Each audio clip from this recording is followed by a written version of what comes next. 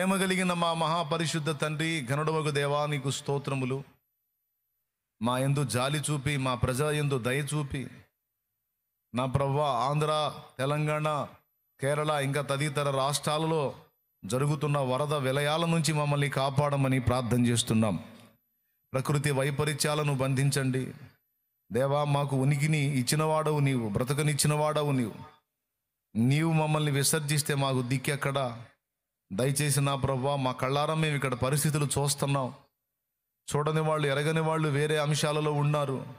మేము ఇది ఎరుగున్నందున మేము బాధపడుతూ ప్రార్థన చేస్తున్నాం. దయచేసి కరుణించండి. దయచేసి నా ప్రభువా, విజయవాడ ఇప్పటికీ జలదిగ్బంధంలోనే ఉంది. దయచేసి ఆ నీళ్లు తీసివేయనట్లు సహాయము చేయండి దేవా. దయ చూపండి నాయన. ఆ జల ప్రవాహముల ధారలు కట్టమని ప్రార్థన చేస్తున్నాం.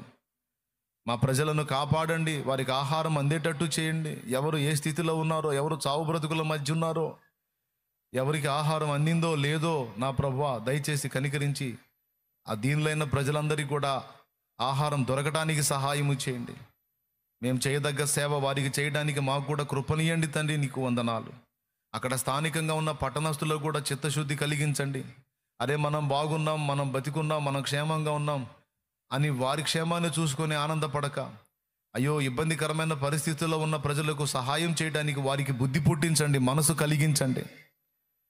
ఆ నీళ్లలో బందీలైపోయిన ప్రజలను కాపాడటానికి, వాళ్ళు చేయదగ్గ హెల్ప్ చేయడానికి సహాయం చేయండి తండ్రి. నీకు వందనాలు చెల్లిస్తున్నాం.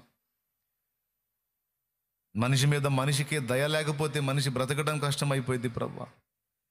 దయచేసి నాయన అందరి హృదయాల్లో ఆ దీనులైన ప్రజల ఎడల దయ పుట్టించమని నీ పాదాలు పట్టుకుంటున్నాం, ప్రాధేయపడుతున్నాం. హెల్ప్ చేయండి తండ్రి. నీకు వందనాలు. తెలిసి తెలియని తెలివిలో ఉండి తెలివి తక్కువై చేసిన పాపములు, దోషములు, అపరాధములు మావి, మా ప్రజలవి మేము ఒప్పుకుంటున్నాం. మమ్మల్ని క్షమించండి, మమ్మల్ని క్షమించండి, మమ్మల్ని క్షమించండి.